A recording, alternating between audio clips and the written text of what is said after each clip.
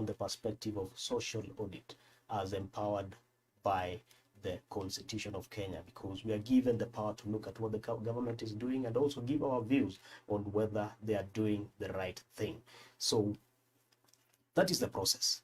But where are we as a county in terms of budget making process? That question will be answered fully by the county executive, the chief officer for finance, who is here with us, that is William Kurere, and a representative of the Center for Enhancing Democracy and Good Governance. That is the representative, and that is Evans Kibet, who is here with us tonight. So welcome to the broadcast. And before we start, maybe we can start with the introduction of our guests. And I would start from my immediate left. That is Evans from ZGG. Maybe you can introduce yourself, and we can go directly into our conversation tonight. Thank you, Bwana SK. Good evening, our viewers. First, we thank God for this opportunity. We are here once more to push this agenda of citizens' engagement in the budget process towards accountable, transparent, and prudent budget decisions. So, for those who are seeing me for the first time, I'm Evans Kibet. I've not changed my name. I work for the Center for Enhancing Democracy and Good Governance as a programs officer, and I'm also a budget trainer supporting communities in budget engagement work. Well, and I think that makes the three of us here. Myself getting to probe for more about the budget, and you having been engaged in involving the community in understanding the budget making process. To you, Bwana Chief Officer, maybe you can also introduce yourself. My name is William Kurere. I am the Chief Officer in charge of Budget and Economic Planning, Baringo County. And I'm happy tonight to be your guest to discuss issues concerning budget. And going straight into the matter, we are discussing the third quarter implementation report. And at the same time, we've just concluded a budget called supplementary budget, which was supplementary budget for 2020-2021. Yeah. And again, after successfully completing and having the document approved of CFSP, which is County Strategy Paper, and now we are at the budget estimates. Well, you've gone directly to my first question. We are at the budget estimates. And maybe before we go into the processes, you've just said you're the chief officer for, is it economics and planning? Budget and economic planning. Yeah, and we understand that the Department of Finance in Baringo County has two chief officers. Yes. So what is your role really, before even we go into what we are talking about today? What's your role as a chief officer for budget and plan? My role is to undertake the budget cycle with the Directorate of Budget. Yeah. At the same time, I have a directorate under me called Planning, and Monitoring and Evaluation, and County Investment and Resource Mobilization. Those are my roles. That's your role. Well, and before we go to where we are as a county in terms of budget making, we'd also wish to look at the various important dates that involve budget making process before we go into asking ourselves, where are we as a county in terms of budget making process? And beginning of August, every year, August 30th, the county CEC gives a circular to every department instructing them to start making their budget estimates, preparing their budget estimates for the following year. And that is a budget that we are talking about, 2021-2022. Yes. And September 1st, the annual development plan should be out and be made public Yes. This guides the budget making process. Correct. And this annual development plan is a 1-year extract of the County Integrated Development Plan, that is the CIDP. Correct. October 21st, there is a review of previous budget and distribution of resources in the next budget for every sector. Correct. So you can see the comparison. Now, moving on January the following year, that is January 1st, the Commission on Revenue Allocation should have submitted their recommendation on distribution of equitable share. Yes. You know, the CRA allocates every county some money that builds up into the budget for every year for every county. Moving on, 30th of April, we have the county budget estimates being tabled at the county assembly, which I believe it has happened already. Yes. And that will also now bring us to where we are as a county in terms of budget making process. Then the public participation process now takes over from May. And there have been a number of conversations even with us as a media with the county assembly on how the public would be involved. So that is what is happening in May. In June, or rather by June 30th of every year, that marks the end of a financial year. That is when the appropriation bill, that budget which is read by the finance CEC or the minister before the parliament, and it is approved by parliament, that will ratify or give the government authority to spend now from July 1st. From October now, that we dive into the audit process. And the first thing that the county government does through the executive, they give their quarterly budget implementation reports. With those reports are then tabled at the assembly. That is on October 31st. That is the first quarter report being tabled. Second quarter report will be tabled every 31st of January every year, and April 30th, that is for the third quarter, and July 31st for the fourth quarter. So to you, the viewer, you've gotten a glimpse of how the budget process goes.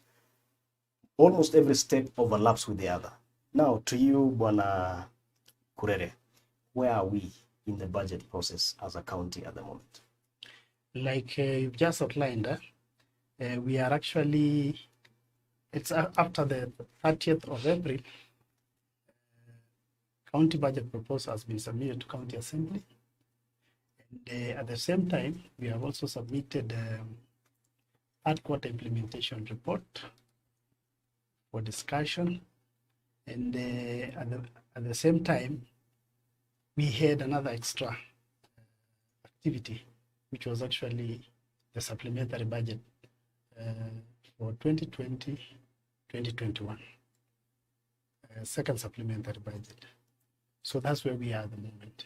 Well, so we are at the second, are you talking of second supplementary budget? Yes, second supplementary budget. Now, so we are in May of 2021, and yes, according to the important dates here, it is supposed to be at a public participation level, the public hearing, and it is a role that is played by the county assembly. Maybe to you, Bwana Evans, you've been involved in the budget making process. Do you think that the county government of Baringo is at the correct stage of budget formulation process? Thanks a lot, Chief. I think has educated us, yeah, and SK, you have shared an elaborate budget process. In fact, I was feeling myself doing the usual trainings that we do and the sensitization. Yeah. So just to take you back a little bit, there is a very important stage that Chief has mentioned, which is the budget implementation. I want our viewers to know that these budget decisions happen concurrently. We don't do a budget and we don't stop somewhere and start doing a budget. Government has to run. Services have to be delivered. Projects have to be implemented. So even as we think about the budget approval, which we will dive into details, let people know and keep an eye on budget implementation. The chief officer did mention clearly here that they are deliberating the third quarter implementation report. Somebody might ask, why is it important to keep an eye on implementation? These decisions feed into each other. If there are programs that we are feeling that were underfunded, if there are budget lines that we felt like they were not well executed, if there's projects that were not well designed, we need to pick lessons from this budget implementation stage to inform our subsequent decisions. And as an institution, we have really been encouraging learning so that we don't make the same mistakes, do the same things every day and expect different results. There should be a learning curve. Since the onset of devolution, we need to see governments improving how they deliver services. Let nobody forget that government does all this for one reason. I think the question is to what end? Government exists to deliver services to the citizens. So the budget implementation stage is ongoing for the financial year 2020-21, and you hear that on the basis of what they are learning, they are doing a supplementary budget just to fix some gaps in this process of implementation. It's something that maybe later we can dive into, because that's a process that the public does not really do, but they don't participate a lot, unlike right now when we are participating in the next budget. So as the county government of Baringo, I think, has been trying to meet these timelines. I must appreciate that even the public is involved. For example, though we'll be discussing that in details, we don't have the program-based budget published, but civil society who have requested for it have gotten copies of it. So we are getting ready to engage the assembly with some level of information. I am certain also, and the chief will confirm, that the budget estimates was tabled in good time, and that gives room the assembly to do their oversight role, and even the involved citizens to look at these budget lines and whether they represent the views of the people. All right, I think that is elaborate enough. Most of these budget making processes do overlap, and by them overlapping, it means one process would be happening and at the same time is happening. Like at the moment, we are yet to close the financial year, and a number of budgetary allocations that had been done before are continuing to be implemented at the moment. And at the same time, we are involving the public, or rather the assembly is busy involving the public in the making of the next budget of the financial year 2021-2022. And that brings us to how our budget, the budget for Baringo, looks like for the year 2021-2022. How are the estimates like, Bwana Kurere? Okay, just to highlight, beginning with the resource envelope. Every year, as you had said, there's a policy statement. It gives you certain specific resource envelopes from national government. It is actually our equitable share, and also from partners, development partners. We'll get to know how much we have to budget for. At the same time, our projection for our own source revenue. So in that aspect, we set ceilings through sector working groups. And after the ceilings have been set through sector working group as well as public participation, then we go ahead and prepare estimates. Combining that with the strategy paper, we come up with estimates. At the end of the day, those estimates again have to be subjected to scrutiny through the county assembly process. Then eventually they are approved and becomes the budget for the year. So how small or how big is our budget for 2021-22? We are looking at the equitable share, which is enhanced by 1.3 billion this time round. Because last financial year, we had a disadvantage after Senate decision to recommend us to use the estimates of the other year prior to this 2020-2021. By that, we had a shrunken resource by 32 million. And it necessitated this, we call the first supplementary for us to recognize that revenue. And as we speak, going forward, we are looking at a more promising year, where most of the things that had been shelved for some years can be implemented and new programs can be embraced. So the equitable share, how much is it? How We are much are we looking at getting? 6.3 billion. 6.3 billion. Yes. And I think what contributes to the budget every year is the equitable share and the revenues that the county government collects from Yes. from the levies. Yes. So how is our revenue collection like? And what would be the total budget estimate for 2021-22? Looking at our own source revenue, we are actually experiencing some challenges because of the COVID pandemic.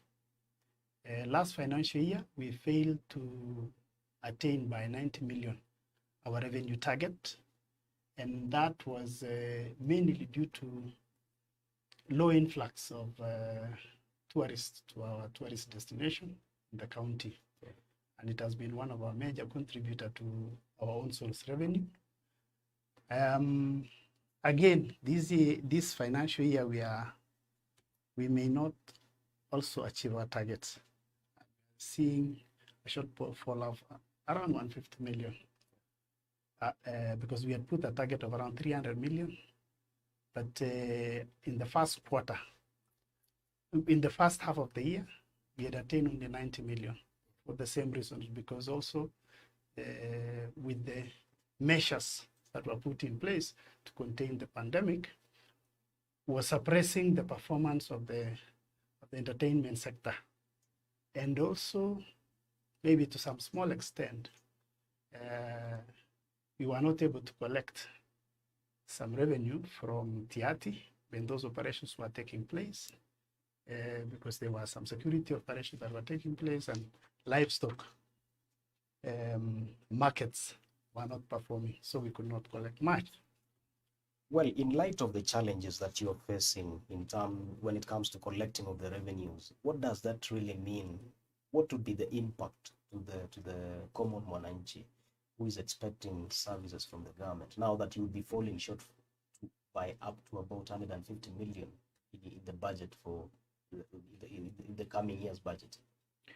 Normally, the first casualty are the projects, because you will find that when we appropriate, this budget is appropriated maybe into 3 categories: operations and maintenance, there's recurrent, which is actually non-discretional, and development, which is pegged at 30% and above of the total available resource. So in that aspect, sometimes when we fail to collect, we find that some projects will have to be suspended. If we were to implement all projects at a go, we find that we'll not be able to pay because of that shortfall. Yeah. But still, sometimes implementation may not be 100%. But it is good to acknowledge in paper that if it was to be paid to the last sum, you will still have a shortfall of certain. And for us to maintain a balanced budget throughout the years going into the future without having to commit government on issues, maybe cumulatively, we always take that into consideration. We adjust immediately before we go to the next financial year. We do a review and we adjust for that. So those which would stand suspended, we make it as first charge of the next financial, because those projects cannot be thrown away. Yeah. This had undergone public participation and priorities were set, so we can't just throw them outside the window and say we can't implement because of revenue shortfalls. We will always make it first charge before we consider other projects. I see. Now, looking at what you've just said, the first casualty is the projects, which means the first casualty is the mwananchi, because they wouldn't get services as they expect. And it is in the backdrop of a pandemic, something that not anyone could control, and nobody really, even governments cannot control. But I'm sure there are strategies that you're putting in place to cushion that. But before we go into that, to you, Evans, the CEO is saying that the first casualty is the Mwananchi. You've been involving the Mwananchi in the budgeting making process. You've been helping to build their capacity when it comes to engaging the government, getting involved in the budget making process, and also ensuring that their views are captured in the entire process of budgeting, be it giving their views on what project to be prioritized, be it giving their views on whether the money is spent prudently by doing social auditing. You've done quite a number of social audit processes with your budget champions and also the community-based organizations in the county, the civil societies as well.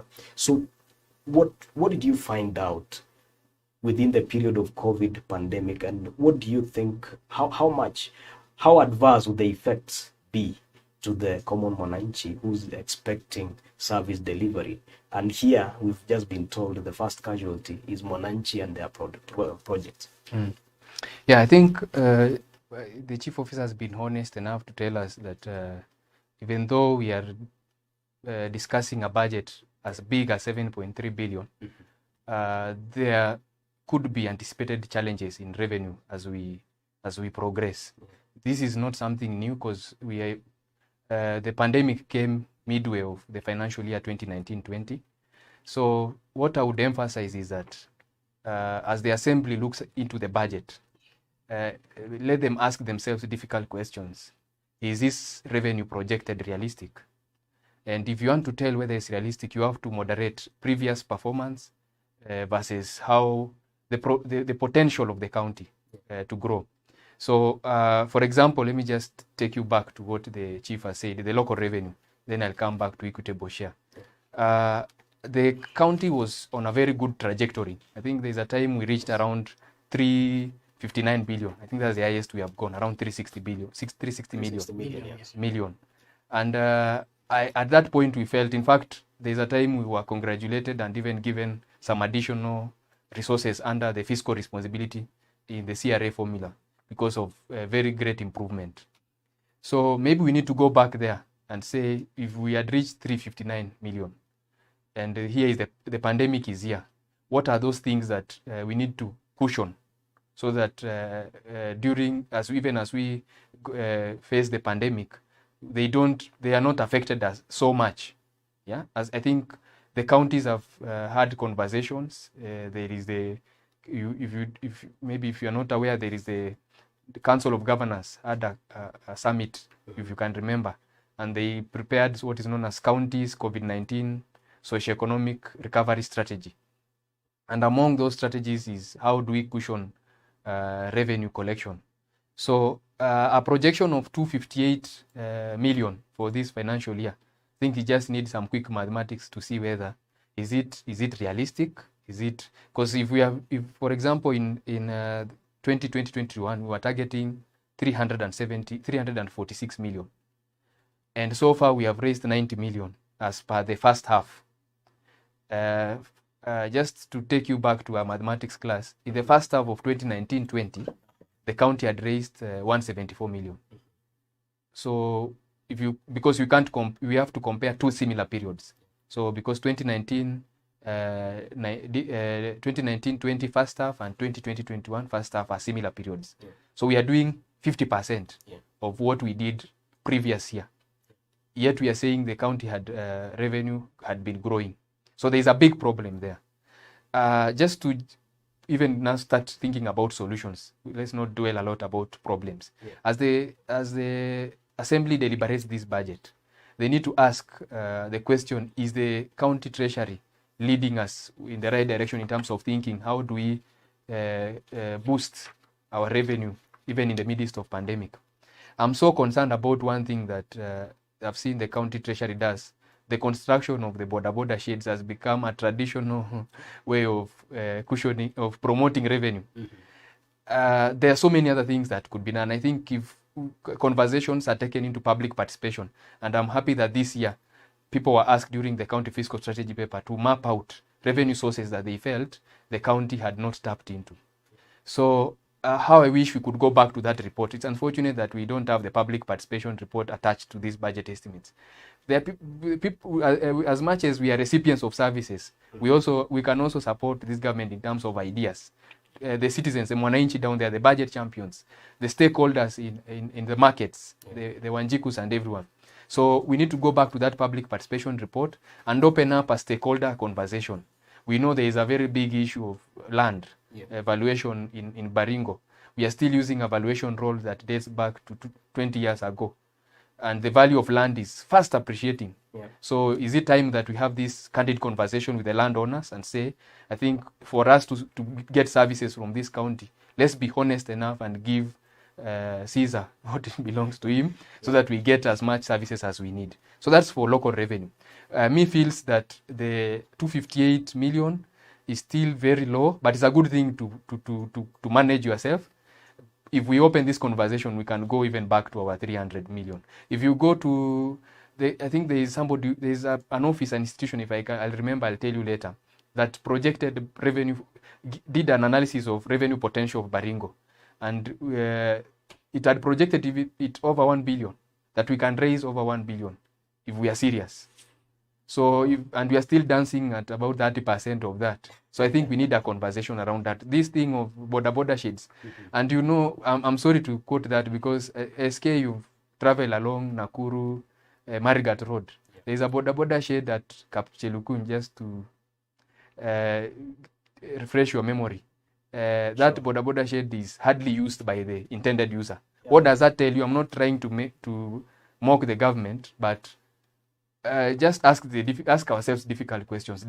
Was the border operator involved? Was it even necessary? Was he involved? Because maybe there are other services that they could have been given to enhance their revenue production. On the equitable share, I am happy that Baringo County government is pegging the equitable share on the formula, the bill, the county allocation of revenue bill, as you said. Once the formula is tabled on 1st January, it is followed by a bill which should be tabled alongside the budget policy statement. And that bill has given us, has proposed 6.3 billion as equitable share to come to Baringo.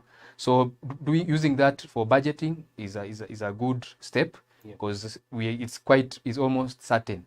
Though you know what happens during implementation, we know the challenges of cash flow, which we shall be discussing later. On conditional grants, you must appreciate, and to sensitize the viewers, is that as much as the Baringo equitable share is enhanced, the bill and the third basis formula has collapsed most of the conditional grants and enhanced the figure into the equitable share. So we'll no longer have the conditional grant to polytechnics. We'll no longer have the conditional grant that we had challenges with the assembly last time, the road levy and maintenance fee. We no longer have the user fee forgone. So that creates a situation where that we have to plan so well for these 6.3 billion. Because if there are facilities that were so certain of the user fee forgone, then we need to have very certain budgeting for that financial year. Another concern that I think you'll ask the chief officer is the allocation, the proportional allocations to the economic classification of the budget, the salaries. We are talking about salaries of around 3.4 billion. That is the estimation. It's growing. It's growing every year. I think we'll have a discussion of that. And then the casualty of these processes, the operations and maintenance budget, which now stands at around 1.4 billion, and the development budget at 2.4 billion. You know, we are talking about an estimate. So going back to the actual expenditure, it was in 2019-20, we spent 3.2. Now we are projecting to spend 3.4. There is something there. This 3.4 during implementation, chances are very high it can go high. So we need to really discuss this. How do we, as stakeholders, support the government to manage this problem of rising wage bill? Because he said that the development budget has to remain over 30%. Now we are remaining with about 19% for operations and maintenance, which we shall discuss. So how big the budget is, we should not be excited. We should just interrogate. And I ask the Assembly to ask the most difficult questions they can ask, so that when we approve this budget, it becomes more predictable and more credible. Well, quite a number of things that you've touched on, and I think even as we move on with the conversation, you would be able to, will be able to get the details and the numbers from the rightful person who is here with us, that is Kurere, who is the Chief Officer for Planning, or rather at the Department of Finance and Economic Planning. And back to the bit of the percentages on what goes to development and what goes to the operations or even payment of salaries. So there's the expenditure bit, and there is the one percentage that should not go below 30%, as you had mentioned. With the constraints that you said there's a difficulty in raising the funding for this budget.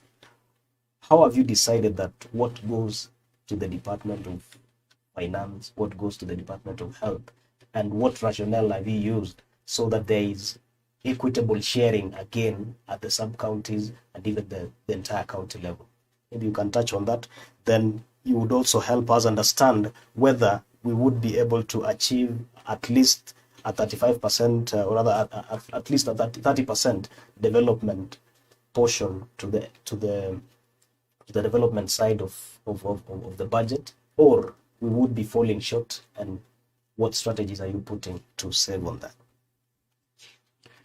Well, maybe just to begin from what is just concluded, that we may not be doing good when it comes to revenue, on-source revenue collection.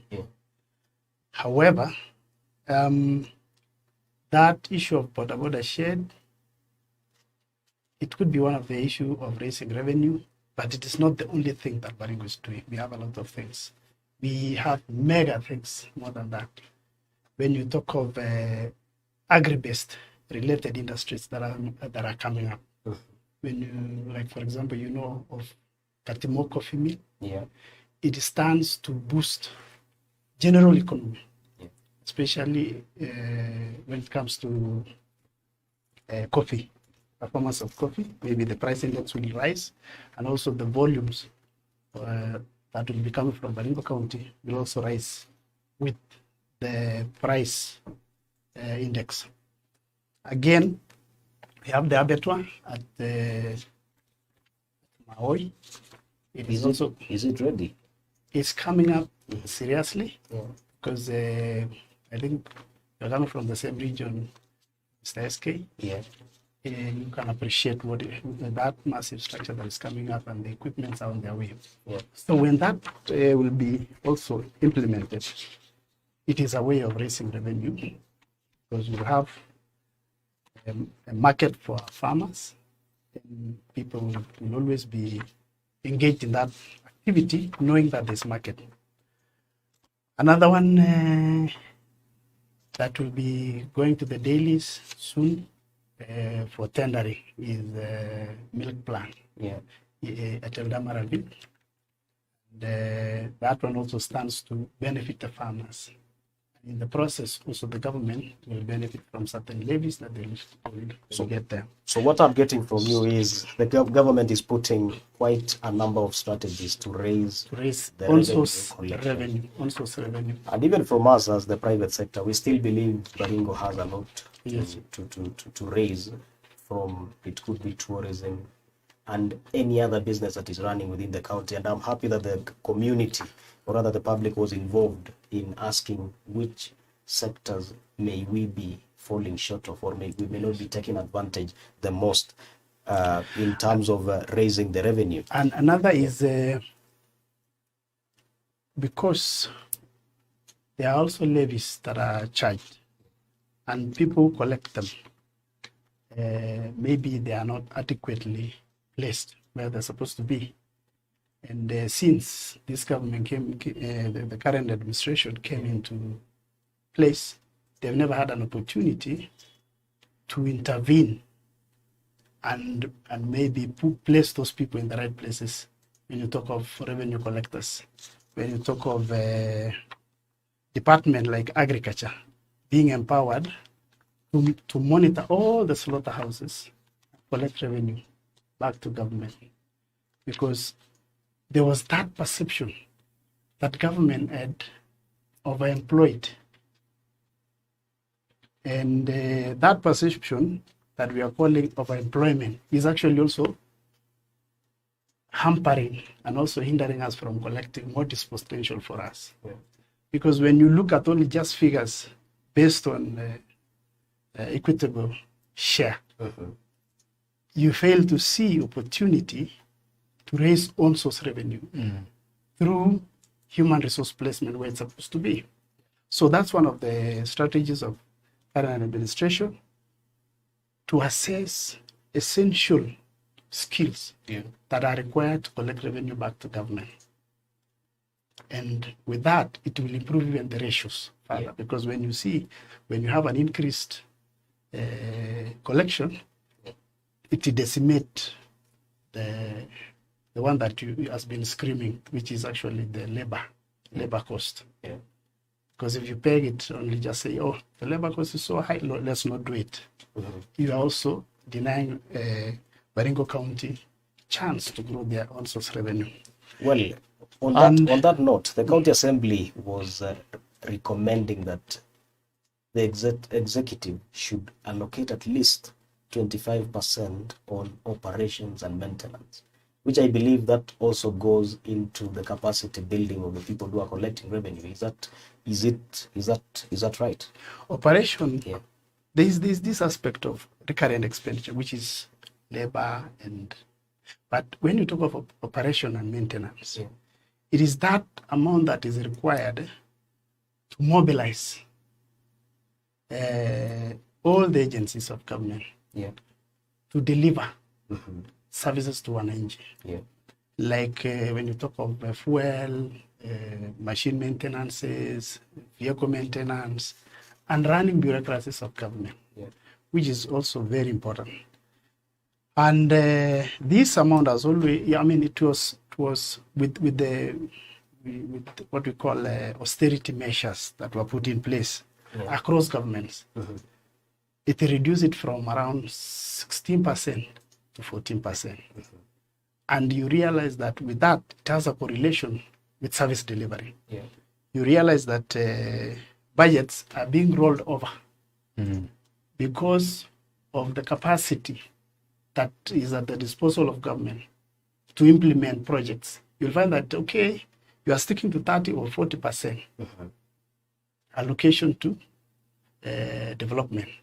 But the thing that should be oiling systems to move and actually turn that money into service is the one that is being diminished. But with this prudence that we are saying, okay, we've tried to live within the means, in as much as possible, we try to live within that means. But it is a tight shoe. So if there is it can be taken back to where it was, especially in 2018, you can even see 2018, 2019, 2020. We even surpassed all other years in budget absorption, because the O&M that was available then could make sure that you take contractors and go and inspect even all the way to TRT. Well, I'm not sure how reflective that is on the ground, because there's been a huge outcry that projects are quite slow in Baringo County. Implementation is quite slow. And you've said maybe the issue could be about the facilitation of the technical persons who are supposed to implement this project. The record is very clear. When you go back, he has figures. You are free to check. In 2020, actually 2020, our performance went to as high as 52%. Okay, that is perception. Is it that we refuse to see the development that is happening around us? Or? It's been around, and you can choose to augment something like what you were saying. You want to see that people are only constructing border sheds alone. That's the perception. But you fail to see an upcoming milk plan, an upcoming, So the same perception, you can actually choose to be insomniac in some way. Well, so to you, the viewer, you've heard that maybe your perception is different from what the government is doing. Maybe from the comment section, feel free also to give your feedback. Maybe there's a project that you think that you'd want the chief officer to touch on regarding whether it is about perception or it is about really the actual implementation of the project.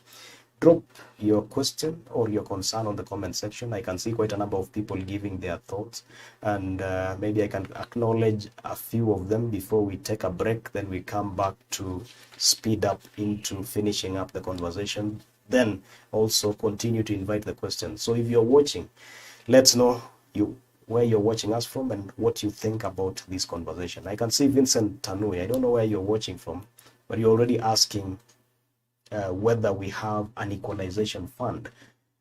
You've said we've focused on revenue sources like the funding, the equitable share that we get from the government, but do we have an equalization fund? I can see Ruto, Stephen, you're saying it's the best way to go when it comes to informing the citizens. Thank you. Amos Bulus Chesaina, you're saying the boda shade is good, not only to the boda people, but for everyone. Kwanza when you are light from a matatu and it is raining. So that is on a personal perspective. The other day, there is a gentleman who took a picture of a boda shed with a cow sleeping under it. And someone was asking, is it really working for the people? Or is it benefiting the community? Was it even prudent in setting it up? Joshua Keitany, who is watching from the UK, you're saying, put this to the panelists. As a person who has seen other models of public participation, is it possible for those concerned within the county to involve those of us who would rather share their opinions and contributions through an online platform? Secondly, as a service economy, I think we need to consider setting a formal platform or an office that is recognized to deal with exporting services out of the country. I think him speaking on the perspective of a developed economy like the UK, he could be having a perspective that he needs to share with the county government. Maybe at a later stage we'll get to respond to that. Michael Ngetich, you are saying it is true what Amos Chesaina has said. The shade is of great importance to the users. Perception, maybe. And how you feel when you're sitting under it. Theophilus, you're saying the county is asking its citizens to assist in finding new untapped sources of revenue to raise the revenue. Does it mean that the county government of Baringo do not have strategists, or is it a way of strengthening the people's involvement? I think that we will also respond to that. Joshua, someone is responding to Joshua's opinion, so it's a conversation. It's good to see people are engaging. So should you have a comment, a thought, you can drop it on the comment section, and we will be able to respond to you as we move by. Before we move on to the break, over the last 3 years, the county government of Baringo has performed quite poorly regarding budget implementation, and that's something that came out strongly from the lead, or rather the programs officer who's representing said GG. And we are looking at on the perspective of rollovers and absorption rates. So in 2017-18, the absorption rate was at 94%, 100% recurrent and 23% development. So in 2017-18, we didn't hit the constitutionally required target of at least 30%. 2018-2019, we were at 68%. It dropped from 94% to 68%, with an absorption rate, or rather with the recurrent budget going to at 92% and development 32%. So we surpassed in 2018-19. In 2018, sorry, 1920. That is 1920, the absorption was at 75%. And the operations as usual was at 94%, and recurrent development budget was at 49%. Correct. I think I'm not getting the figures there, but what you will notice there is there's a lapse The county government is not absorbing as much. If you have to interpret Mr. SK, Yeah. that thing correctly, look at the absorption rate for development. Yeah. It has been rising. At some point, it was at 32. And then before the pandemic, it had gone up almost up to 50%. That is 49, I can see. 49. Yes. So that is actually where you should be looking at. But if you look at the O&M, there was a austerity measure from 2018, I think, 2018, to reduce the O&M. And was this affecting all the county Across governments? all counties, across Government agencies? Yes. Can I say something about? Yeah. And, You have something to yeah, say? I think things SK and the chief officer has really elaborated. First, I need to have a comeback on the border schedule. Otherwise, people will stone me. What I was just joking our thinking. Like, we need to think broadly. They are good because when they started, they were proposed by the people, the users. Yeah. But over time, I think we need to go back to the users and ask what more can be done for the border people. And he has elaborated other sectors that we could delve into, invest in, to raise revenue. No, you need not to worry. You won't be stoned because No. I thought somebody mistook my point. Anyone who is sheltering on it doesn't pay any revenue. It's only the Anyway, border so I think the point is that we need to think broadly Yeah. in terms of our revenue generation strategies. Yeah. And for the officers who has asked whether in asking citizens is a lack of strategy, I think is a good thing to ask citizens.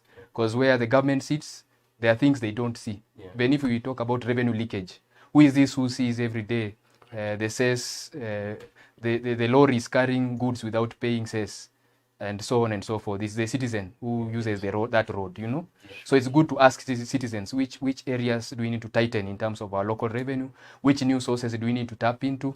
And again, I will ask the chief officer to respond to this. Where is the public participation? I'm really keen because I was so excited when I saw that question in the CFSP public participation. What did people say about our revenue? Which sources are we not tapping into?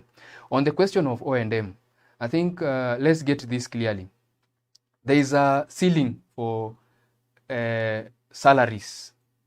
Let me call it salaries bluntly. That has been provided in the PFM Act, which is 35% of the revenue that we collect, or whether it's local revenue or equitable share, and 35% of our budget.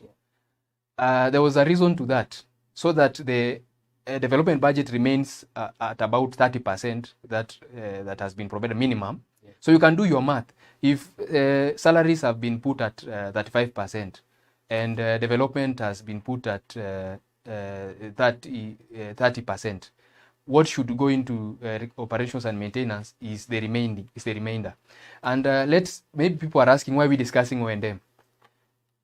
If we don't have operations and maintenance budget, that's where drugs and non-pharmaceuticals are.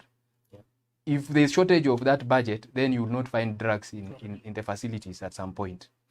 That is the money that is used to repair projects, be it borehole, be it water, cattle dips, and so on. Correct. It's the same money that facilitates government officers to offer services. You know, sometimes we think that's just that when government is moving around, they are just consuming. It will be a disaster to have government officials seated in the office, not moving development budget, not implementing development programs, and not providing services. And we have seen that happen. I think the chief will comment to this, that at some point we have had challenges in terms of shortage of the O&M budget. And there is a bigger problem when there is rollover. Let me explain this. The money that was supposed to be used to implement this budget has been spent long time ago. The time that the officer was supposed to spend, if it's a project that was identified in 2017-18, that person was paid salary then. The vehicles were fueled then. Now we are estimating to spend 2.4 billion with 1.4 billion. But we know very well that given the pandemic and the issues that the chief officer has raised, we still have rollover.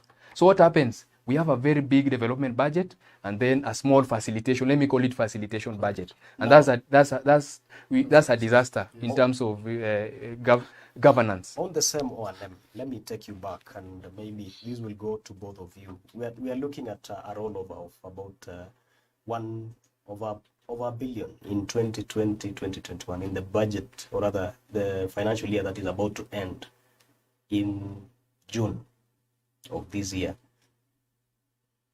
You're talking about operations and maintenance being a factor to service delivery.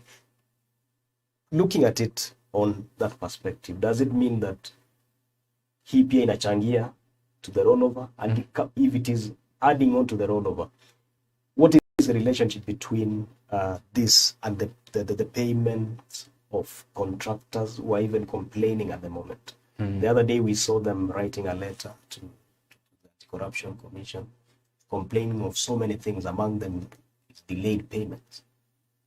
Any relationship on that, and how do you view it? And maybe Kurere, you would also look at how are you dealing with that, and how are you working on reducing this rollover? Maybe just to answer you, it is not maybe prudent to judge government in one specific window, because things span across a year or mid-term. When you talk of procurement issues, maybe contractors complaining about this or that, it is also, you take it in one step that we've been rated as one of the counties that are good to do business with. So in as much as people are, one person or two people are alluded, but when you go back and look at real statistics, they rate us very highly that it is one of the counties that is good to do business with, because there were no pending bills. And that's why at some point, as other counties were struggling to get money from national government, because it was a condition that if you've got pending bills, deal with that fast, as fast charge.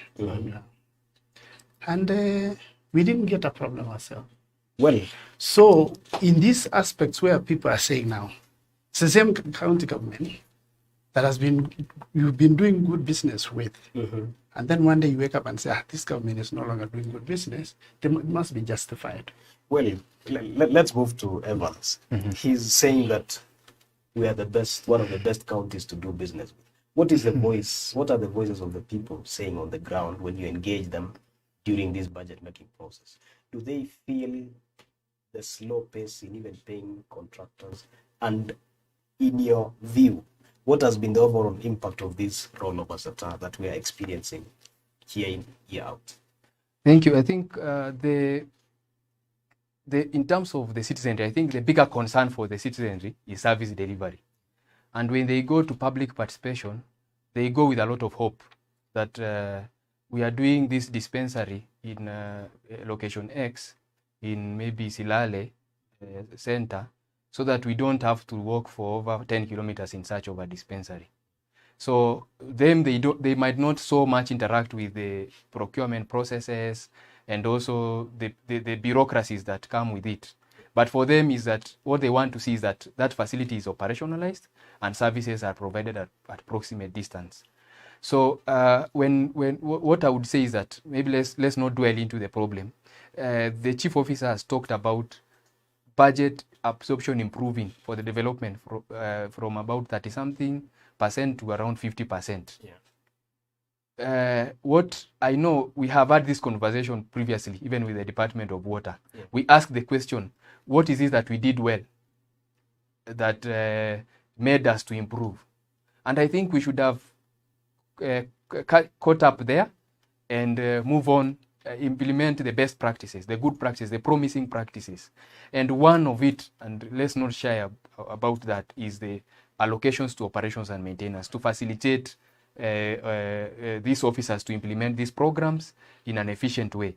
And the assembly in their wisdom, and I call on them again, if some of them are watching, is to ask this question, why is this O&M budget not getting to 25? I know it's a very difficult question, but we need to see effort from the part of the executive towards accountability to improve this budget line so that the officers are facilitated to offer services.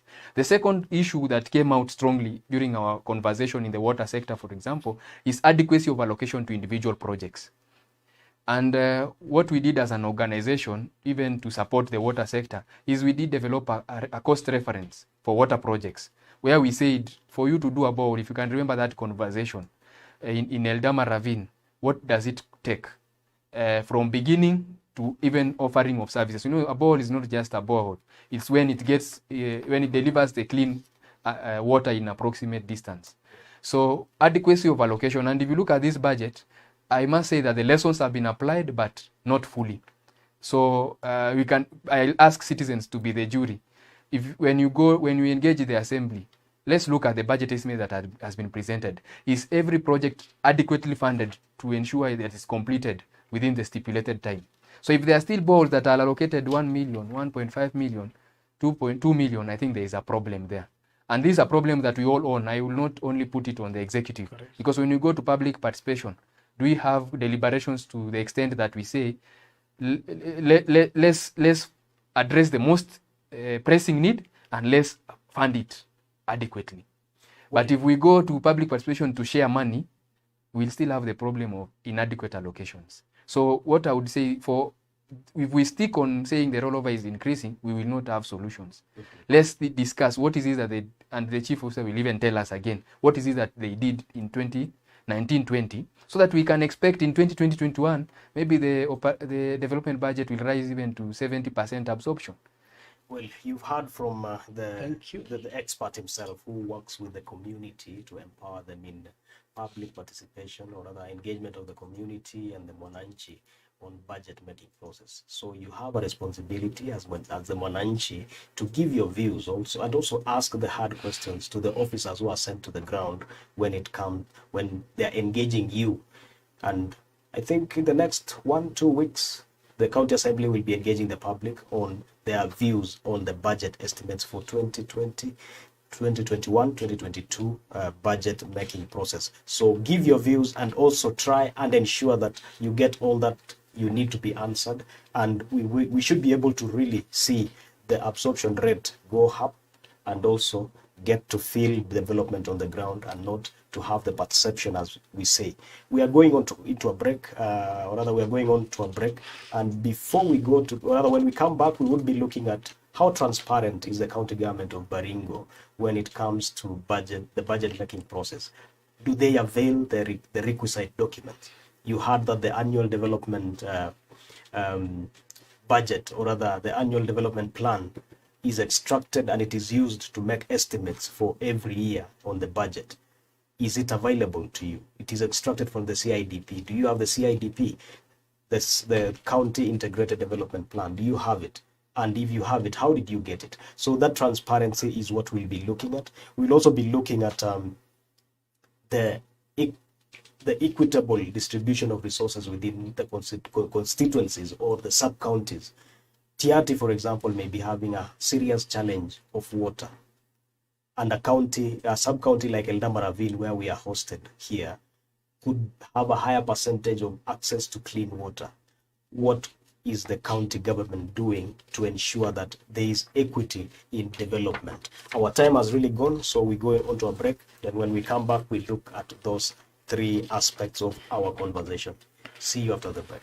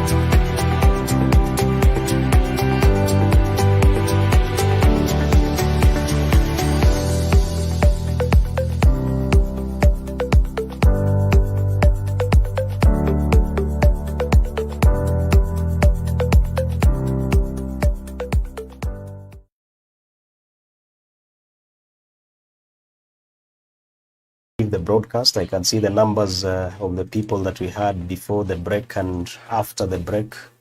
There is not much a difference. So thank you for holding on. As we come back, the first thing that we would look at is the equitable distribution of resources within the county. If you listen to an MCA from Tiati, they would say they are disadvantaged. And for sure, you would see the disparities. For an example that I've just given, the Department of Water.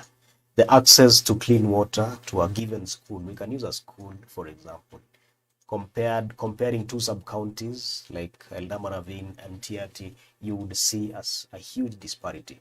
So to the chief officer, how are you, amid the challenges of raising the revenues and funding the budget, how would the county government be managing such disparities when it comes to development and also raising access to, for example, clean water and any other service among the sub-counties?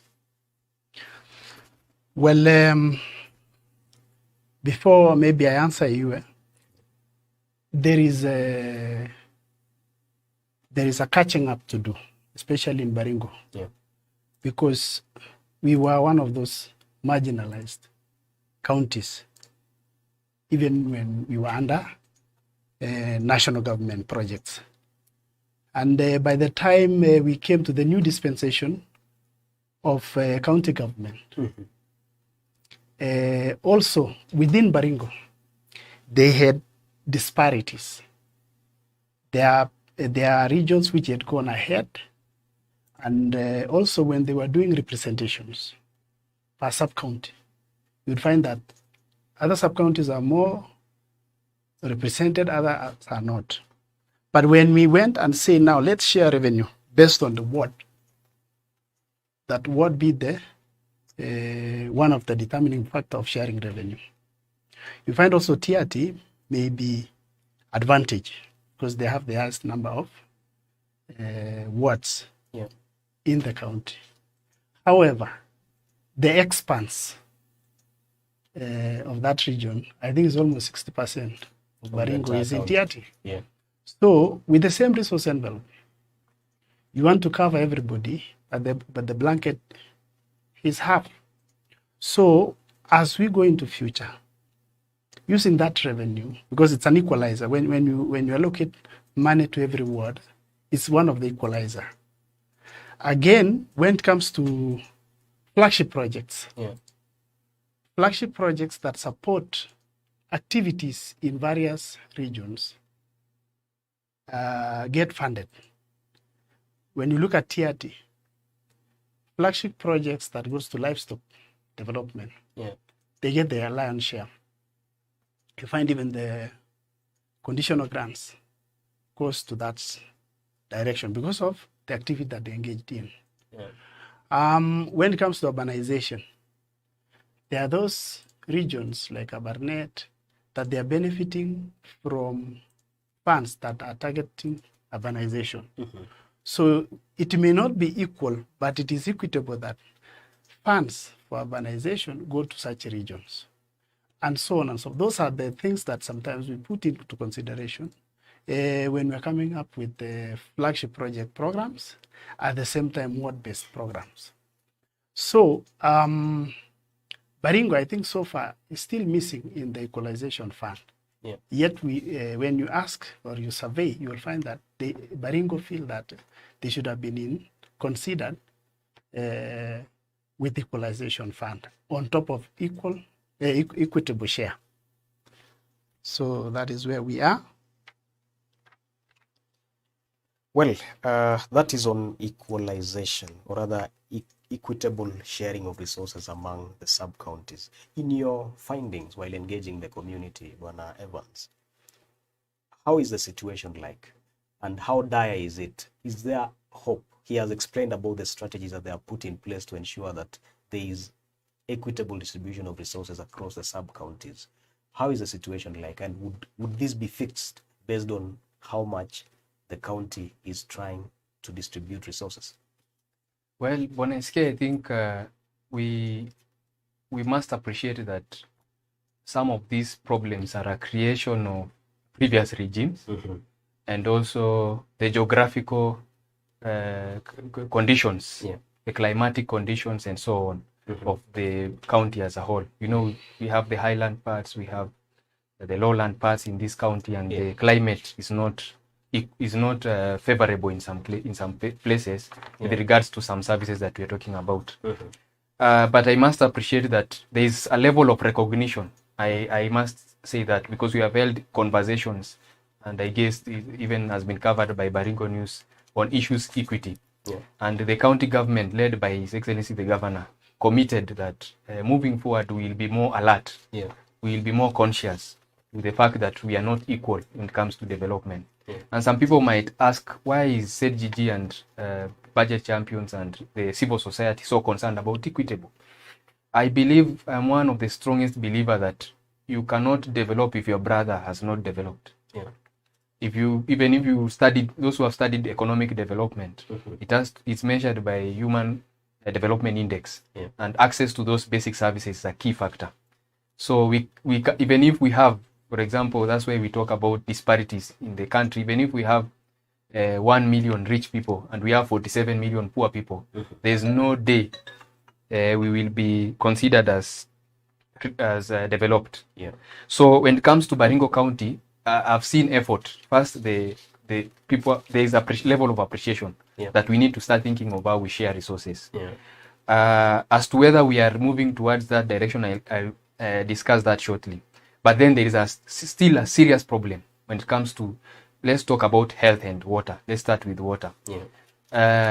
We have had devolution for about, we started in 2010. The county government was established in 2013? How many years now? About 7 to 8 years. But the census report, which is the most recent, 2019, still shows very wide disparities, very disturbing inequalities. How can we have one sub-county having about 10% of its residents accessing improved sources of water, while another sub-county having about 70%? I think that's something that we should make us not sleep. And start thinking deeply, how do we, and that's why we still have the perennial problems that we see, which I don't want to discuss because that's a discussion for another day. The perennial problems known in Baringo. The health sector, you've seen when malaria hits in Baringo, where does it go? How is our response? How is Eldama Ravine prepared to respond as compared to Tiati, Baringo South, Baringo North, Mogotio? I think those are discussions we need to have. And in terms of progress that we have made, allow me to enumerate what I've seen the county do, and I must appreciate them. One is the drilling rig. Allow me to discuss that. I think that was the spirit behind purchase of a drilling rig was the fact that we need to fast track drilling of boreholes so that as many people as possible have access to water. Now what needs to come in is the operationalization. What formula are we using to operationalize? I'm still seeing some wards expecting the rig to start with their ward, yet they are better. I'm not saying they have the best access, but they are better placed compared to others. I checked the wards which had put money for. There are some who have been already anticipated that the drilling rig will come. They have put some small monies for fuel for the rig and other factors.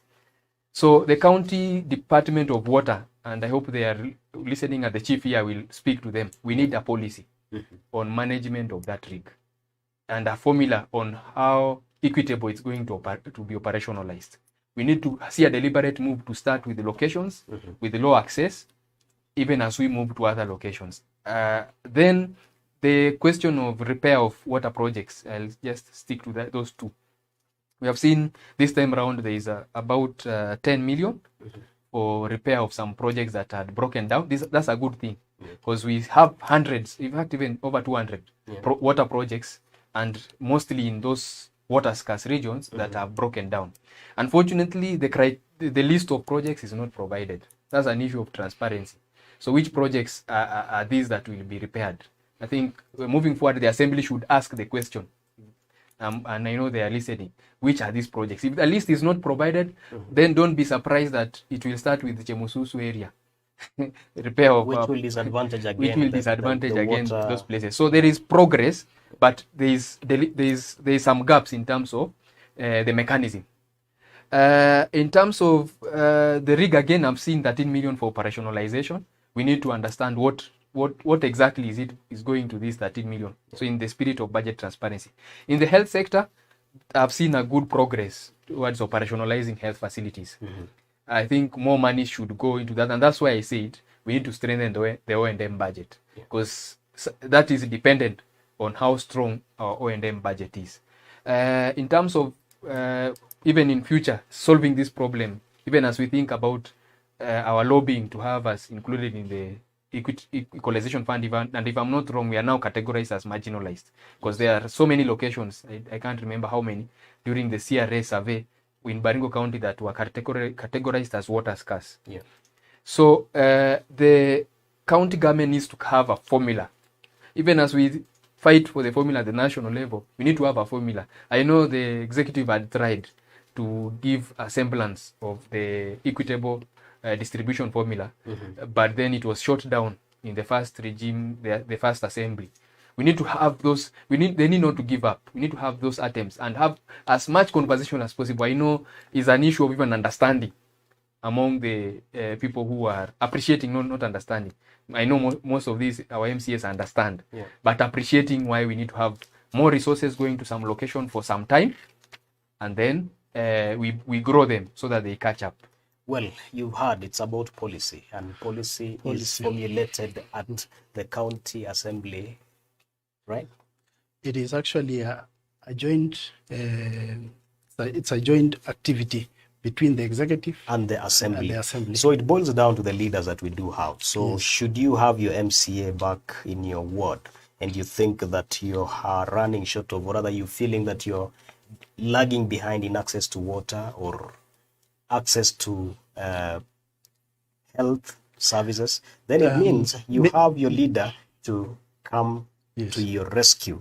And Mr. SK, you have something to add? Maybe just to add on what he said, it's been very elaborate. In Baringo, when you talk of health and you talk of water, you have almost maybe talked of the top priority. Even when we went to public participation, what was returned back as areas of priority. One is agriculture, followed by water and irrigation, followed by health. So those areas are the ones that maybe wananchi and even the departments feel that those, once it is tackled, it will address some of those inequalities. However, in some areas which had gone ahead, like Kabarnet, they benefit from national government to get a mega dam, and the structure was laid. So they were maybe ahead of the race when it came to water coverage, then followed by Ravine, maybe Mogocho, that will follow suit. There are also projects which were mooted, because when you talk of water provision, doesn't stop at maybe drilling a borehole. Because some areas, it's impossible even to drill those boreholes. You try, you get a dry well, or you try, you get water that is not suitable for human or maybe animal.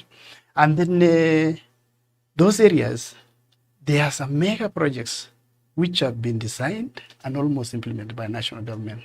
When you talk of Perigay Dam, it is supposed to solve issues around Kericho Valley.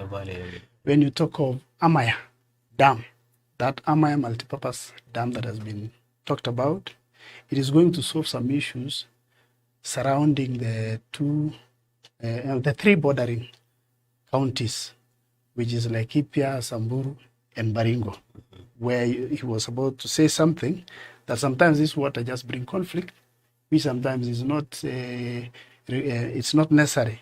If we had planned ahead long time ago to make sure that everybody can be settled wherever he is, and the one factor that moves people from one point to another is in search of water and pasture.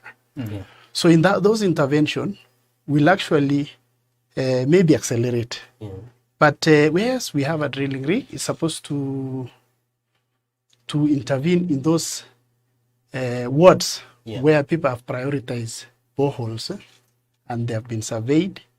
It's only that sometimes it's not easy to get the amount. You know, we had said sometimes when when you go to public participation, they estimate and give a low figure because they want to spread thin as much as possible. So we've been trying to discourage that. When they are making those decisions, they should be also making based on some engineer's estimate or something, so that you don't have money laying there without being utilized just because it is fall short of what is required. So that is maybe what I can engage in addition of what my brother has just said. On flagship projects, I have a small problem with the distribution of flagship projects. The first question to ask, I know it's a difficult question, it's a political question. Who decides where flagship projects goes? I think budget champions gave us feedback wherever they are, and budget champions, anybody who is interested in this budget. Correct. And they ask questions, who is deciding these flagship projects? Well, And if I've done a quick analysis, for example, in the water sector. I'll tell our viewers to check and do your math. The flagship projects for the water sector amount to around 72 million. Out of the 72 million, 35 million is planned to be spent in Eldama Ravine. 35 million. Tiati is 0. it is one of the worst hit areas. Yeah. Baringo North is around 5 and Baringo Central 5 million. So I know there is a playing catch up with the national government. I know this is the last mile. Yes. So very soon we will have everybody in Eldama Ravine, and mind you, I am a son of Eldama Ravine. So I'm not just saying, I'm not trying to incite people against people of Eldama Ravine, but I'm just trying to be conscious about growing Baringo as a whole. So very soon we'll have water at the doorstep of everybody. Very soon. While Tiati, with these mega allocations, will still struggle. The national government, and Chief has really mentioned something that I've liked. We need to have an engagement with the national government. Even then, they started with programs in areas that are have better access. As much as you would say Chemususu would benefit Baringo County, unfortunately, the people in Nairobi, and our MPs need to speak to them sometimes, is that they, for example, one day I engaged the water secretary, and he told me, now you have 2 mega dams. We are doing Kirandich, phase 2, and we are about to complete Chemususu. According to them, these programs are supposed to benefit the entire county. Which is not true. Which I don't know what engineering will be done to ensure that water in Chemususu gets to Silale. So the Perkei Dam and the other dam, Amaya Dam, that we are talking about, unfortunately, they have not appeared in the budget so far. He did mention that they are at the design stage. Yes. So why can't we join efforts also and engage in the national budget? And I want to extend an invitation to us. Correct. On Friday this week, we are having a conversation, and we'll ask SK to also air it on the national budget and analysis of the national budget. And even the programs that we are talking about, the problem of slow implementation, you might be surprised that we are only hitting hard the county government, but the national government also have their share of problem. The Chemususu Dam was supposed to have been completed by June 2020. Go to the records of the sector report. But as we speak, we are still talking about completing it maybe in 2022. The Kirandich phase 2 is very slow. There are projects like Saimosoi, water supply, which have not even kicked off. So some of these have been even roadside declarations that have not found place in the budget. So let's join hands, our MPs, our senators, the county government, and now even engage in the National Assembly. They'll be calling for public participation so that we start moving some of these indicators towards what we would want Baringo to be. Well, I gave you, the two of you, time to really dive on that, because I know it's an emotive issue when it comes to another sub-county is growing faster than the other. It can bring a huge conflict, really. So it was good for the two of you to touch on it, give your thoughts on how much you see on the ground, and also give your thoughts on what the county government is doing to ensure that there is equitable distribution of resources and a speedy development for those that are lagging, so that they can catch up with those that are already ahead of the game in whatever the sector that we are talking about. Now, budget making process gives the Mwananchi an opportunity to give their voice and to be involved in the process at the end of the day. But sometimes we may be lacking the content or the equipment or the requisite documents that we need to be using so that we can do proper audit and proper participation in the budget making process. That boils down to the transparency of the county government when it comes to provision of these relevant documents that are required. Maybe on your screen, you should be able to see how Baringo County government has been performing since 2016 when it comes to budget transparency process. In 2016, I think we were quite low from my document here, which was done by the International Budget Partnership with the title Kenya County Budget Transparency Survey, CBTS of 2020. We are seeing from 2016 we were at 44% when it comes to transparency, and this transparency is gauged based on the county quarterly budget implementation report, which we mentioned that every quarter the county executive gives a report on the implementation. It is also measured using the county integrated development plan. How available is it? Something that I asked at the beginning of the show. Annual development plan, is it available? The county budget review and outlook paper, county fiscal strategy paper, program-based budget, citizen budget, and finance act. How available are they? So 2016 we were at 44%. In 2017 we tried.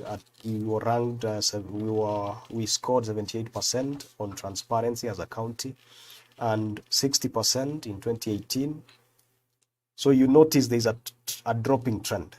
2017, 78. 2018, 60. 2019, we were at 57, and then we rose to 64%. And another slide that is on your screen, you would see the performance of the county government in terms of transparency compared to the North Rift counties. So looking at the North Rift counties, we are at number 5 out of 8 North Rift counties. Those are the ones that are within the North Rift economic block. So you can see how Baringo is performing when it comes to transparency. You can see West Pokot is leading, Samburu, followed by Turkana, Elgeyo, Marakwet, and Baringo. Then Nandi is at the tail end with 10 out of 100 points of ranking on transparency. Now, that informs my next question. How would you explain the drop, the going up and the going down of the rating of the county government of Baringo when it comes to making available these documents? And if you look at the report here, much of these documents were available on the website of the county government. So this year they are there, next year they are not there. Why? You can see up to number 5. There's presence at the website. From number 5 to 8, there's an area for improvement. And actually, when I came back to the department, this is an area that you'll see an improvement because it's just the documents are there. It's just about loading. So at some point, this is just our administrative. At some point, they were not loading, and we have revisited. And talking of loading, I think you're referring to the county website. Yes, to the county which was website. also recently faulted for not having a security SSL kind of. So maybe that could be a wake-up call. It's a wake-up call for the ICT, right? And we call it e-governance. When you go to e-governance, sometimes people do not take it seriously that maybe we value as budget team that these documents be made as available as possible to the citizens. But the e-governance side may not see this as maybe important. Maybe there are other things to update. So we have now an M&D person. We joined the department in the month of September last year, and he has updated all these records. They are ready to go. So somehow you're saying that sometimes the various departments may not be reading from the same page. So, and that takes us back to a comment that you made some times back. Maybe I can allow me to remind you, kidogo, of something that you wrote some times back, and I would also ask you if you still stand by that. It is a comment, it's a post that you made in 2017. I'm not sure if you had joined the county government by then. I had not. That was in November 2017. You said if some people believe that they can tame poor leadership through system controls, but I believe if the head is clueless and plain, the tail will wag in vain. Would that justify what you're trying to say and the capacity that you're saying that you are trying to put things in place? And do you still believe in that as a county government official? As a county government official, Yeah. I still ascribe to leadership theories. Yeah. And when I was making that statement, I was a student of strategic planning. And it is it's based on grounded theories. Yeah. That an organization is like a living thing. Yes. It has a head, it has the stomach, it has the tail. And where the vision and the mission of any organization is placed, is at the head. Yeah. Because they see the vision, they see the end before everybody else sees the end, and they translate what they see at the end to everybody in the organization. So if the organ that is assigned that role of setting the vision is not up to the task,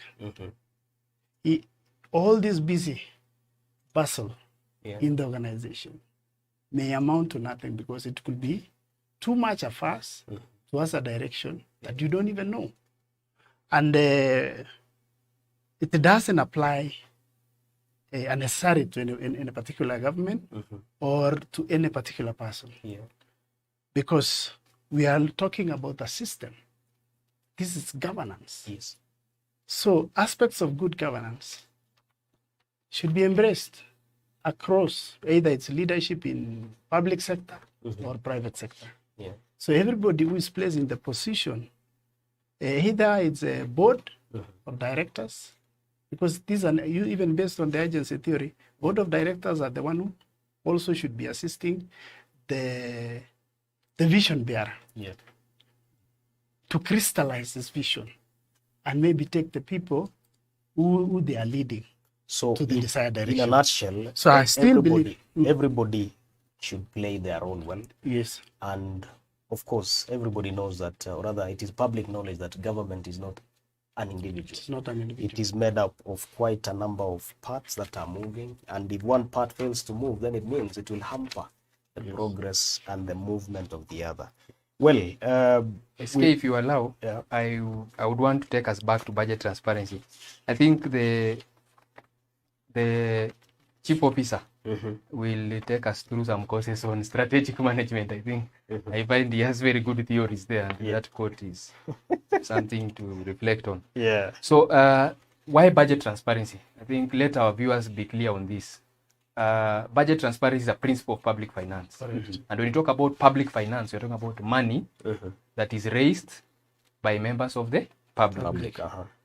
The budget we are talking about is not a budget for the chief officer, it's not a budget for SK, it's not a budget for Evans. We're talking about a budget for 666,000 residents of Baringo and over. I think the last census said that we are about 666,000. Yes.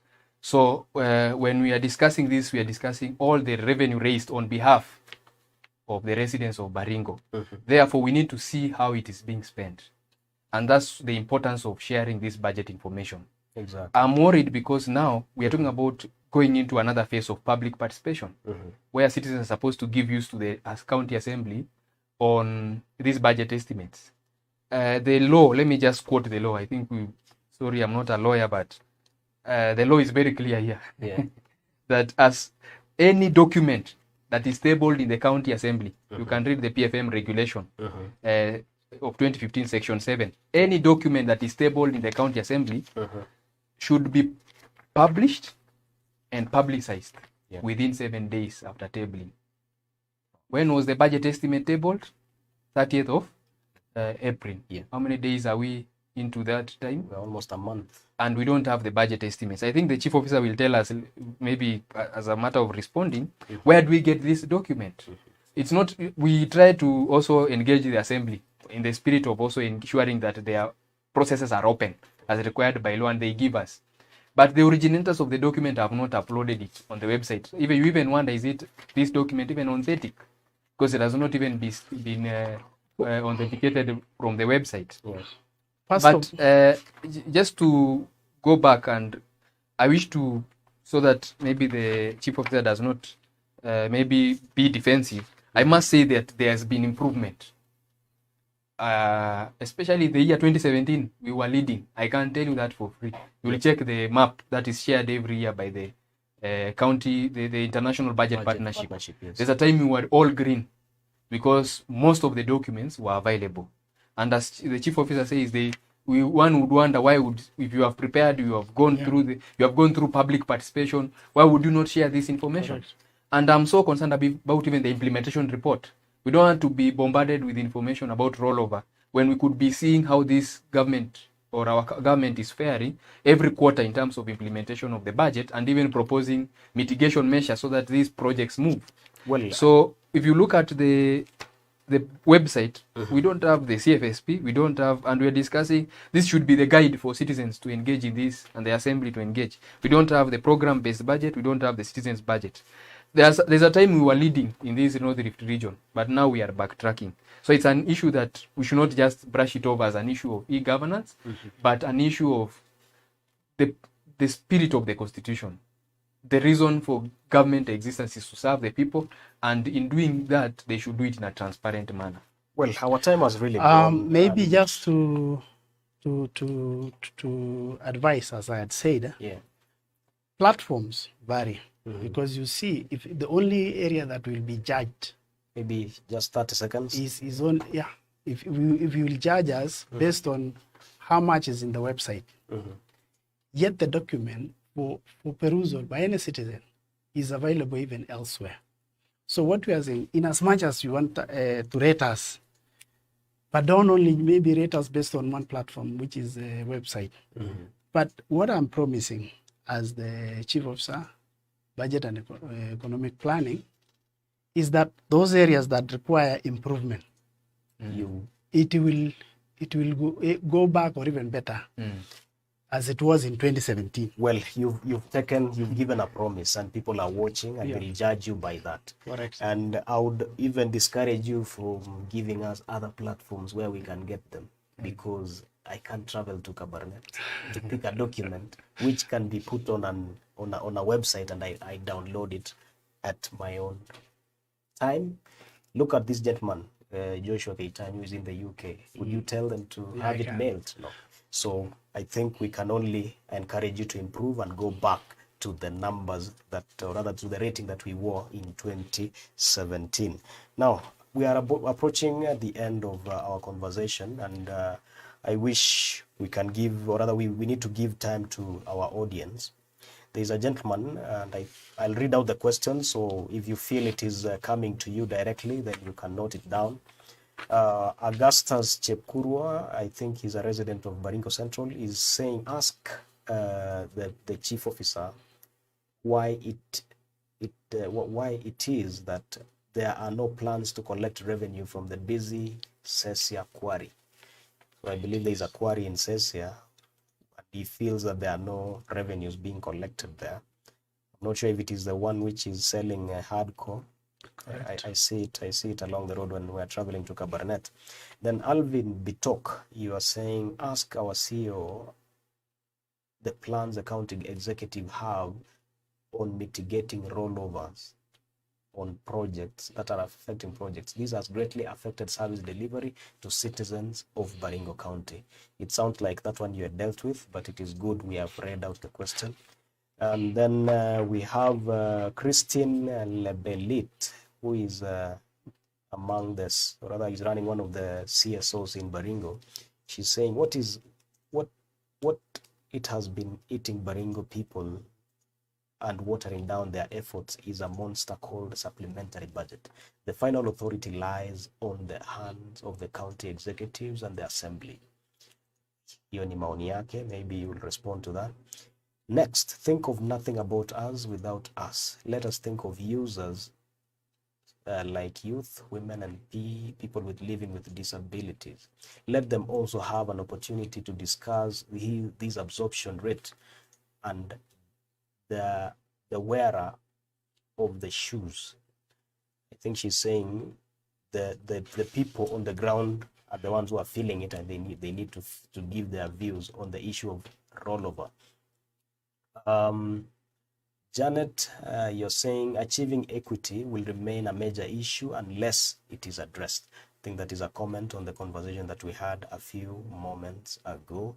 Then I'm finalizing on the comments. I see Joshua Kaitan, you're coming in again. You're saying, allow me to diverge a bit on the theory of 2017. I think if systems are allowed to work, then persons overseeing these systems will just be custodians. So he's insisting that there is an issue to do with system operationalization and not just the persons who are running the system.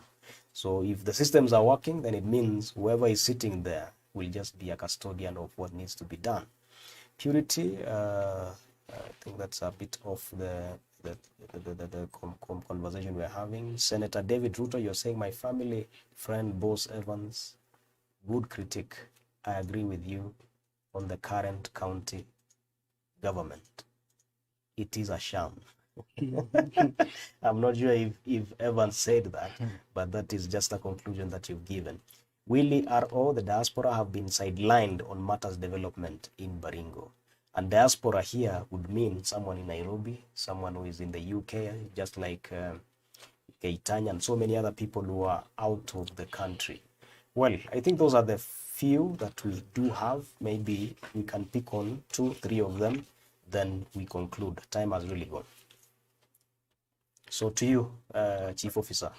To Justus, maybe to answer Justus, we had engaged earlier on, if he was listening, that there are elaborate plans to cover all, to map all the revenue posts, justify deployment of county staff to oversee. And then vis-a-vis what we have just seen, that one of the areas that we are lacking personnel, requisite personnel, is revenue enforcers and revenue collectors. And even the few that we have, we are trying to spread them thin as we engage county assembly to see that we get requisite numbers. And those are the areas that actually in our thinking, if we seal and then increase other areas, and we will find that our revenue will go up and even surpass what we've been having in the past. And then to Alvin, issues of mitigating rollovers means also there's personnel that is involved. And I think we touched on that. Maybe yes. And also jump to another because of time. Personnel, and then what we call maybe we hope that this pandemic will go away and we normalize our activities. To Christine, her comment on supplementary budget being a monster that maybe she feels that can be done away with, it's not possible because in every budget year there are emerging issues, and sometimes to recognize additional revenue or to recognize revenue shortfall. So it's something that I cannot do away with. It was part of planning. PWDs, women and youth, they are all taken in consideration because even with these advocacy groups, they do also represent their voices, and they are also included in the arrangements. So maybe those are the ones that maybe okay for diaspora engagement. The way we have just said, when we'll improve our engagement through the platform, digital platform, they will also be able to engage with us. And Even during public participation, we will be engaging using a digital platform. Reports they will be getting through the digital platform. all right, and maybe also to Joshua Keitan, you can see we are having this conversation courtesy of Baringo News, and as we may not be the government really, but the same government is also trying their best to make good use of this platform. So we also encourage you, the government, to continue using such platforms to engage these people. Without this conversation, I'm not sure if Joshua would have gotten an opportunity to give his views. We are grateful to that, Mr. Yeah. SK. Yeah. And I think this is one of the platforms that we appreciate. It's a local, but international in itself. We also have Alpha Radio. Yeah. We encourage you. You are just our local talents, and we want to support you as a government. Yeah. Moving forward as we engage in serving the people. Thank you for that commitment. And to you, Joshua, we hope to engage you more in more of our programs that are coming on. And maybe to just hint to you, we'll be introducing, we'll have a morning show on every Monday. We'll also have another one on every Friday. And on Wednesday, it will be a moment for the diaspora group now to speak their thoughts. So no one is left out. We are also trying to play our role as a media platform to give you a voice, to you, the public, who would want to give their views and to engage the government of the day. Now, finally, if I may give a comment on public participation, because I think has been raised by one of our colleagues, Christine. On the supplementary budget, I think Baringo should be a leader in terms of solving this problem of locking out people's views, because we have done a research and we have seen priorities shift during supplementary because of the issues that the chief officers highlighted. This needs to be communicated, and there's need of consultations. So the assembly should provide guidance and even come up with regulations of how to engage citizens in the supplementary budget, because citizens are surprised during public participation when they ask what happened to project X, then they are told it was shelved during supplementary budget. That's so disappointing, because you woke up very early in the morning to go 5 kilometers to a public participation meeting, and then the decision is just turned through midway process. On engaging PWDs and women, I think we need to have a deliberate effort to reach them, especially persons with disability, women and youth. Youth have been coming out. I like the organization that has happened recently, where the youth have formed formed coalitions, and they are engaging on their concerns. But PWDs, I think they still a journey to go. So I would urge the county assembly and the county executive, anytime we are doing a budget, when the youth and women, when PWDs and women come to this public participation meeting, sometimes they are overshadowed by the voices of the majority. And their views sometimes is lost. Because sometimes I see the budget lines to empower women and youth, and I ask, did they really ask them? So even as we think about improving our public participation, one of the area is to ensure inclusivity, so that we have the burdens of raising tax shared equitably, and also the benefits of the taxes that we collect and use should also be shared equitably. On the diaspora, I like it. I like that push, and please proceed and engage the government as much as possible, because COVID-19 pandemic has taught us very important lessons, that we can continue doing what is required of us constitutionally from wherever. We have had Zoom meetings with the county assembly. We have had Facebook Live here, like you have mentioned. We just need to structure it now, building on the lessons that we have learned over time, to structure it in a way that we know who comes into this meeting, and those who are left out, how are they brought on board. But then there is a problem, as you will see in the budget transparency. There is no usually clear information of how public input translated into the final decision. If you look at the budget policy statement, is a good example of how that can be done. They process those issues.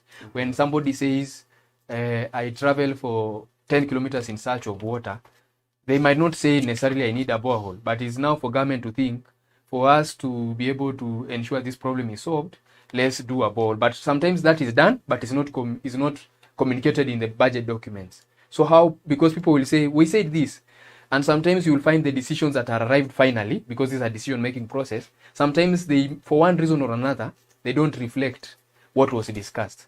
So how do we ensure that it's communicated? Because there could be a justification why the department chose to do a borehole and maybe not a water pan, or why we chose to employ a technical officer as opposed to maybe doing Project X. So how we process this public input, and that's why we need a public participation report to accompany some of these budget documents.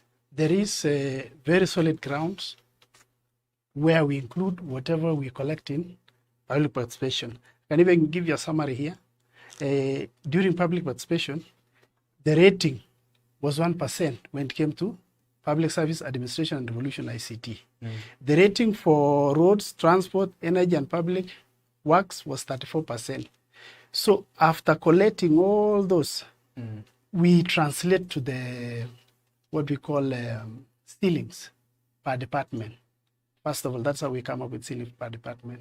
That the trend that is being set when it comes to flagship projects, that is the trend. Then when we come to now what projects, they are the ones to come with priorities and they rate whether it's big priority should go to health, big priority. After collecting across the county, you realize you find a trend and we wait.